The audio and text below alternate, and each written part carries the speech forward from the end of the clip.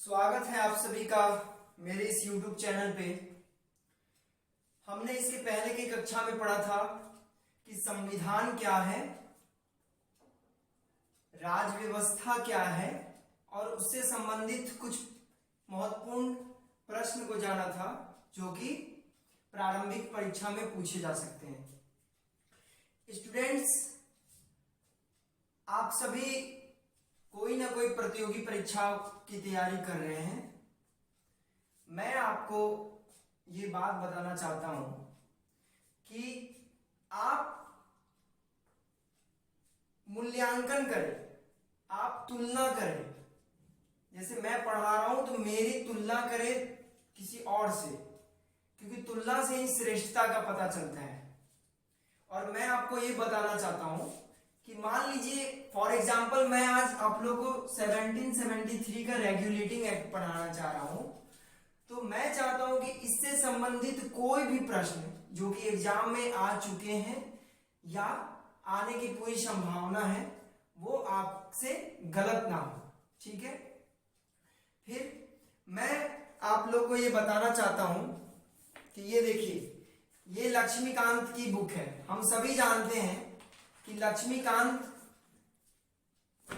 भारतीय राज व्यवस्था में सबसे महत्वपूर्ण बुक है। ठीक है, उसके बाद हमें ये लेके बैठना है। देखिए, घटना चक्र को लेके बैठना है। ठीक है, और ये हो गया आपका लूसेंट। मैं लूसेंट इसलिए बोल रहा हूं ना क्योंकि छोटी छोटी बात जो लक्ष्मीकांत में नहीं रहती है या जो बड़ी बड़ी पुस्तकों में नहीं रहती है वो इस लूसेंट में रहती है। ठीक है, ये लूसेंट छोटी छोटी बातों को हमें और अच्छे से जानकारी देता है। ठीक है, चलिए, ये सब आपको इसलिए लेकर बैठना है ना कि मान लीजिए मैं कोई भी टॉपिक पढ़ाऊं तो आपको ये कंफर्म हो जाए कि मैं जो पढ़ा रहा हूं उससे ज्यादा ना तो लक्ष्मीकांत में लिखा हुआ है ना तो आपके इस लूसेंट में लिखा हुआ है। ठीक है, और पढ़ लेने के बाद आप मान लीजिए ऐतिहासिक पृष्ठभूमि में आज पढ़ाऊंगा, पूरा पढ़ लेने के बाद ये जो इसका पहला चैप्टर, घटना चक्र का पहला चैप्टर देखिए, भारत का संवैधानिक विकास यानी कि ऐतिहासिक पृष्ठभूमि से ही ये प्रश्न है। इस टोटल इसके सारे प्रश्न आपसे बन जाना चाहिए। ठीक है, ये प्रश्न जब आपसे टोटल बन जाएगा तब मेरी जीत होगी। ठीक है, अब आप इसको ये पता लगेगा कि आप कितना समझ रहे हैं, आपसे क्वेश्चन एग्जाम में बन रही है कि नहीं, पहले कौन कौन सा क्वेश्चन पूछा जा चुका है, वो सब आपको कंफर्म हो जाएगा। इसलिए ये तीन बुक, लक्ष्मीकांत, लूसेंट और आपको ये घटना चक्र, ये लेकर मैं आपको बोलता हूं कि आप हमेशा बैठे।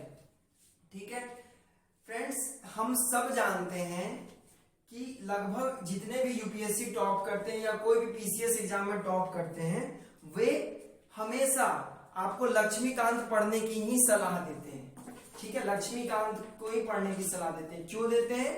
क्योंकि ये बहुत अच्छी बुक है, इसमें बहुत सारी बातों को कवर किया गया है और एकदम सरल भाषा में इसका जो लैंग्वेज है बहुत सरल है।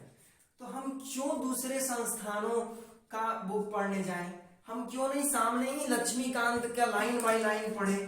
लाइन बाय लाइन पढ़ना है लक्ष्मीकांत को, हम लोग एक साथ लक्ष्मीकांत पे ही कमांड करें।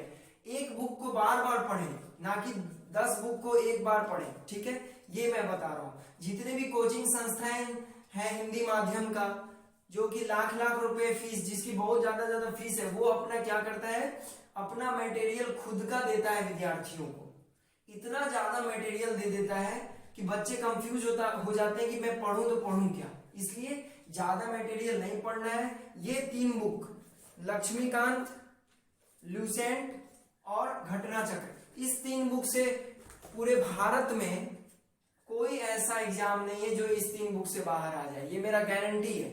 ठीक है, चलिए आज हम लोग पढ़ना शुरू करते हैं। इसके पहले भी क्लास में हम लोग इंट्रोडक्शन पढ़े थे कि ये संविधान है क्या और राज व्यवस्था है क्या। ठीक है, चलिए आज हम पढ़ते हैं संविधान की ऐतिहासिक पृष्ठभूमि।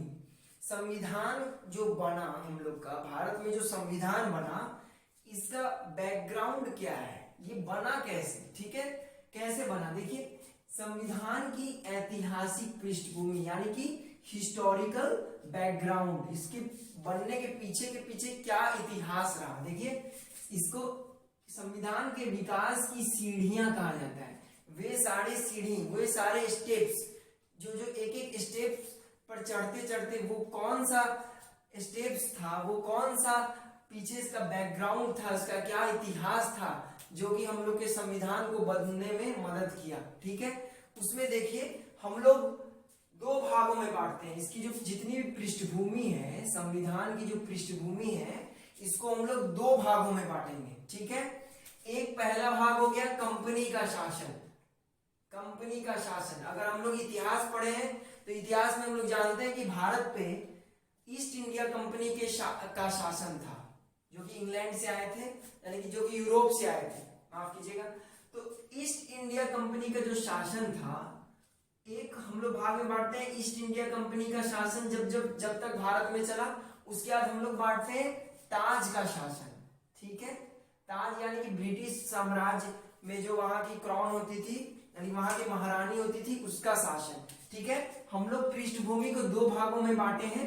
एक है पहला कंपनी का शासन, दूसरा है ताज का शासन, ठीक है। तो देखेंगे हम लोग कंपनी के शासन में 4 पॉइंट है, 5 पॉइंट है। 1773 का रेगुलेटिंग एक्ट, 1884 का पीट्स इंडिया एक्ट, 1813 का चार्टर अधिनियम, 1833 का चार्टर अधिनियम, 1853 का चार्टर अधिनियम। ये हो गया कंपनी के शासन, जब ईस्ट इंडिया कंपनी का यहाँ पर शासन था तब का ये सब ये है। अब देखिए ताज का शासन जब शुरू हुआ, उसके बाद हम लोग के पास 1 2 3 4 5 6 7 8 9 बातों को हम लोग जानेंगे कि ये 9 बातें हैं जिसका जो कि बैकग्राउंड के रूप में जाना जाता है। जैसे कि 1858 का भारत शासन अधिनियम, 1861 का भारत परिषद अधिनियम, 1892 का अधिनियम, 1909 का अधिनियम, भारत शासन अधिनियम 1919, साइमन आयोग, सांप्रदायिक अवार्ड, भारत शासन अधिनियम, भारत स्वतंत्रता अधिनियम, ये सारे अधिनियम जो है वे ताज के शासन के समय के हैं, ठीक है। तो अब हम लोग देखते हैं इसका सबसे पहला सीढ़ी, सबसे पहला स्टेप, पृष्ठभूमि का सबसे पहला स्टेप क्या है। 1773 का रेगुलेटिंग एक्ट, ये जो है संविधान के विकास में सबसे पहला स्टेप इसको माना जाता है, ठीक है। देखिए जो ईस्ट इंडिया कंपनी थी या जो विदेशी कंपनियां थी, वो क्या करती थी, भारत पे शासन करने के लिए अपना एक एक्ट निकालती थी, अधिनियम बनाती थी, अपना रूल और रेगुलेशन को लागू करती थी, ठीक है। तो सबसे पहला एक्ट है 1773 का रेगुलेटिंग एक्ट। इस रेगुलेटिंग एक्ट के सहारे से वो पूरे भारत के भूभाग पे, जो कि बहुत बड़ा विस्तृत भूभाग है, इस पे शासन करती थी, ठीक है। अब देखिए 1773 का रेगुलेटिंग एक्ट, इसमें केवल और केवल 4 बातें को ही जानना जरूरी है। मैं इसलिए बोल रहा हूं ना 4 बातें, क्योंकि फिक्स होना चाहिए। इन 4 बात है जो 1773 के रेगुलेटिव, 4 बातें के बाद 5वां पढ़ना ही नहीं है, 5वां में दिमाग लगाना ही नहीं है। कभी भी एग्जाम में प्रश्न पूछेगी तो इस 4 क्वेश्चन से, 4 ही बातें से पूछेगी, 5वां है ही नहीं, ठीक है। तो ज्यादा दिमाग नहीं लगाना है, हम लोग को कोशिश करना है पीटी पास हो जाए, ठीक है। चलिए 4 बातें में कौन कौन सी बातें हैं। सबसे पहला बात, 1773 के रेगुलेटिंग एक्ट में केवल 4 बातें हैं, जिसमें से पहला बात क्या है, कलकत्ता में एक सुप्रीम कोर्ट की स्थापना की गई। प्रश्न पूछेगा सुप्रीम कोर्ट की स्थापना किस अधिनियम से की गई, किस एक्ट से के द्वारा की गई, तो आपको क्या लिखना है, 1773 के रेगुलेटिंग एक्ट के द्वारा कलकत्ता में सुप्रीम कोर्ट की स्थापना की गई, ठीक है। अब देखिए यहां पर मैं लिखा हूं 1773 रेगुलेटिंग एक्ट के 1774 में सुप्रीम कोर्ट की स्थापना हुई, ठीक है। अब क्या है, यहाँ जो सुप्रीम कोर्ट बनी, अब देखिए छोटा छोटा प्रश्न कैसे पूछता है एग्जाम में। सुप्रीम कोर्ट जो बना, इसका प्रथम न्यायाधीश कौन था, ये पूछ सकता है। आपको पता नहीं है, ये ऐसे ही छोटे छोटे प्रश्न हम लोग बस जानेंगे कि सुप्रीम कोर्ट की स्थापना हुई थी आपको 1773 के रेगुलेटिंग एक्ट के द्वारा, मगर ये पूछ देगा कि 1773 के रेगुलेटिंग एक्ट में जो सुप्रीम कोर्ट की स्थापना हुई थी उसमें पहले न्यायाधीश का नाम क्या था। 4 ऑप्शन दे देगा, आपको समझ में नहीं आएगा कि हम इतने छोटे छोटे बात का। अब मैं आपको ये बता रहा हूं, देखिए ये लक्ष्मीकांत है, ठीक है। लक्ष्मीकांत में ये बात नहीं लिखा हुआ है कि पहला न्यायाधीश कौन था, ये बात लिखा हुआ है ल्यूसेंट में लिखा हुआ है आपका कि पहला न्यायाधीश कौन था, ठीक है। इसलिए मैं बोलता हूं ल्यूसेंट को कभी नहीं छोड़ना है, देखिए सुप्रीम कोर्ट का पहला न्यायाधीश कौन था जो कि 1773 में स्थापित किया गया था, सर एलिजा इम्पे, ठीक है। यहाँ साफ साफ दिख रहा है पहला न्यायाधीश का नाम था सर एलिजा इम्पे, ठीक है। अब देखते हैं जो 4 बातें हैं उसमें दूसरी बात क्या है, बंगाल के गवर्नर को, जो गवर्नर होते थे बंगाल में, बंगाल का एक मान के चलिए राजा मान के चलिए, या एक पूरे बंगाल पर शासन करने के लिए एक पद था जिसका नाम था गवर्नर, ठीक है।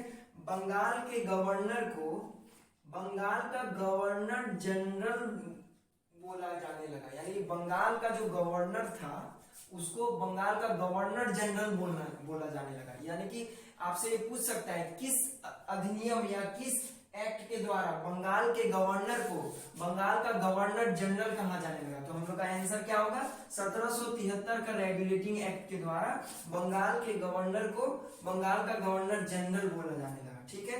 यहाँ पे देख सकते हैं आप लोग, ये छोटा छोटा प्रश्न ही हम लोग को कंफ्यूज करता है और हमेशा इसको रिवाइज करते रहना है क्योंकि छोटी छोटी गलतियों को हम लोग करके आते हैं एग्जाम में, ठीक है। अब देखिए पहला गवर्नर जनरल कौन बना, वारेन हेस्टिंग्स, ठीक है।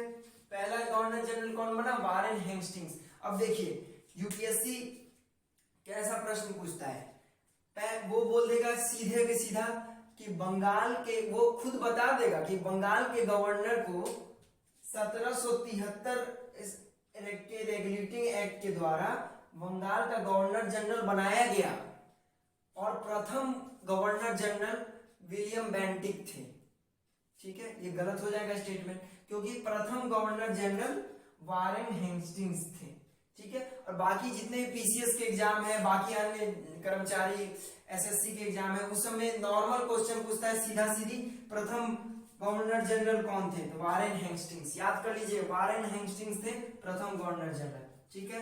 1773 के रेगुलेटिंग एक्ट में 4 बातें हैं, पहला हमने पढ़ लिया, दूसरा पढ़ लिया, तीसरा मद्रास एवं बंबई, उस समय बंबई कहा जाता था, कि गवर्नर को बंगाल के गवर्नर जनरल के अधीन कर दिया गया। ये बहुत इंपॉर्टेंट है, आपको क्वेश्चन पूछ देगा कि मद्रास एवं बंबई के जो गवर्नर थे उसको बंगाल के गवर्नर जनरल के अधीन किस रेगुलेटिंग एक्ट में कर दिया गया, तो हमारा आंसर क्या हो जाएगा, 1773 के रेगुलेटिंग एक्ट में कर दिया जाएगा, ठीक है।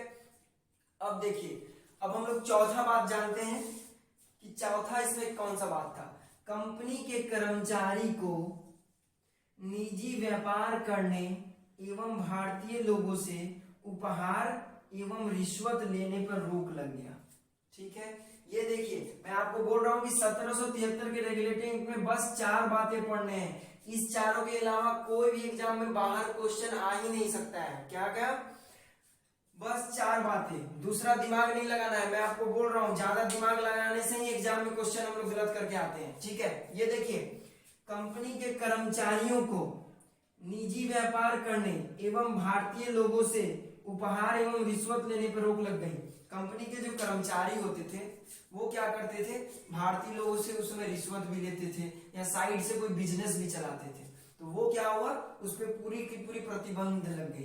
तो ये क्या होता है ना, यूपीएससी स्टेटमेंट देगा कि किस अधिनियम के द्वारा कंपनी के कर्मचारियों को रिश्वत लेने या उपहार लेने पर रोक लग गई, ठीक है। तो वो हो जाएगा आंसर 1773 का रेगुलेटिंग एक्ट, ठीक है। या यूपीएससी ये स्टेटमेंट दे देगा कि भाई 1773 की जगह पर लिख देगा वो 1813 का चार्टर अधिनियम के द्वारा कंपनी के कर्मचारी को निजी व्यापार लेने से करने से मना कर दिया गया।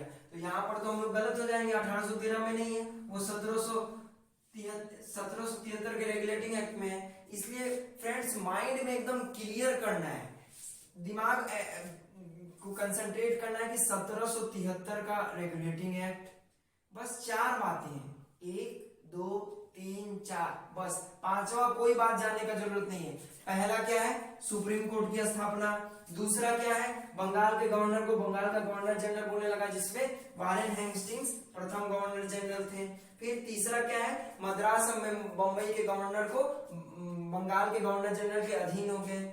और चौथा क्या था, निजी व्यापार करने एवं उपहार लेने पर रोक। बस ये 4 बातें हैं। 4 बातों के बाद आप पूरे इस घटना चक्र में देख लीजिए, 5वां कोई बात नहीं है। मैं आपको बोल रहा हूं, मेरा मूल्यांकन कीजिए, आप दूसरे से तुलना कीजिए। मैं ये चाहता हूं कि मैं जब ये 1773 का रेगुलेटिंग एक्ट पढ़ा दिया हूं तो दूसरा कोई ऐसा ना क्वेश्चन हो जो आपको ना आए। मेरा बस एक टारगेट है कि आपका पीटी पास हो, कभी भी पीटी में फेल ना करे। तो माइंड में एकदम क्रिस्टल क्लियर होना चाहिए। माइंड में एकदम जब भी आंख बंद करे तो बस 4 ही बातें दिखे, 1773 का रेगुलेटिंग एक्ट, एक क्या था, सुप्रीम कोर्ट, दूसरा क्या था, बंगाल का गवर्नर जनरल, तीसरा क्या था, गवर्नर जनरल के अधीन हो गए मुंबई के गवर्नर, और चौथा क्या था, कंपनी के कर्मचारी को निजी। बस ये 4, 5वां कोई ये नहीं है, ठीक है। और ये भी प्रश्न पूछता है कि ऐतिहासिक पृष्ठभूमि या संविधान का जो विकास हुआ है इसमें पहला कदम कौन सा था, तो पहला कदम कौन सा था, 1773 का रेगुलेटिंग एक्ट। ठीक है फ्रेंड्स, मिलते हैं हम लोग अगले वीडियो में। अब हम लोग इसके बाद वाला पढ़ेंगे कि 1884 का पिट्स इंडिया एक्ट क्या था, इसके बारे में पढ़ेंगे। बस मैं यही बोलना चाहता हूं आप लोगों को, बस रिवाइज कीजिए और बातों को संक्षिप्त करके समझिए। बस अब देखिए, बस ऐसे लिख लेंगे 1773 का एक्ट और 1 2 3 4, बस 4 बातें हैं, बस 4 बातें जानना है। 5वां पढ़ना ही नहीं, 5वां आएगा ही नहीं। मैं जब ये गारंटी ले रहा हूं ना कि लूसेंट और लक्ष्मीकांत, बस कोई जरूरत नहीं है डीबी बसु और कौन कौन बसु पढ़ने का, कोई जरूरत नहीं है दूसरा बुक पढ़ने का। कोई टॉप कर गया, वो किसी बुक का नाम बोल दिया तो उस बुक का नाम नहीं पढ़ना है। ना तो बड़े बड़े संस्थाओं के द्वारा जो किताब हमें दी जाती है लाख लाख रुपए लेके हम लोग से, और खुद हमें ही किताब दी जाती है कि भाई ये लो पढ़ लो, वो कभी नहीं पढ़ना है। जब 10 में से 9 टॉपर्स बोल रहे हैं कि आपको लक्ष्मीकांत पढ़ना है, लक्ष्मीकांत पढ़ना है, तो बस लक्ष्मीकांत को ही बार बार पढ़े, बार बार 10 बार पढ़ जाए, 20 बार पढ़ जाए, कोई एकदम एक लाइन में का कंसेप्ट आपका क्लियर हो जाए। फिर दूसरी बात, इस लूसेंट, मैं आपको बोला हूं ना कि ये सर एलिजा इम्पे का नाम लूसेंट में है, वो लक्ष्मीकांत में नहीं दिया। लक्ष्मीकांत में बस इतना दिया है कि सुप्रीम कोर्ट में का स्थापना हुआ, और सर एलिजा इम्पे का नाम केवल और केवल लूसेंट में दिया। इसलिए मैं बोलता हूँ ना, लूसेंट को भी पढ़ लेने से बाकी सारा आपका दिमाग का डाउट क्लियर हो जाएगा। बार बार पढ़े, पीटी रुकना नहीं चाहिए। मेरा यही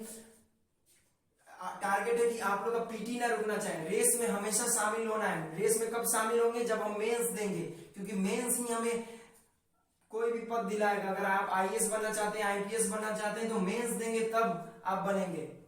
आपको बस पीटी में पास करना है, जस्ट पास करना है, पासिंग मार्क्स लाना है, पीटी पास, तब ही आप मेंस देंगे। ठीक है, चलिए फ्रेंड्स, हम लोग मिलते हैं अगले वीडियो में। Thank you.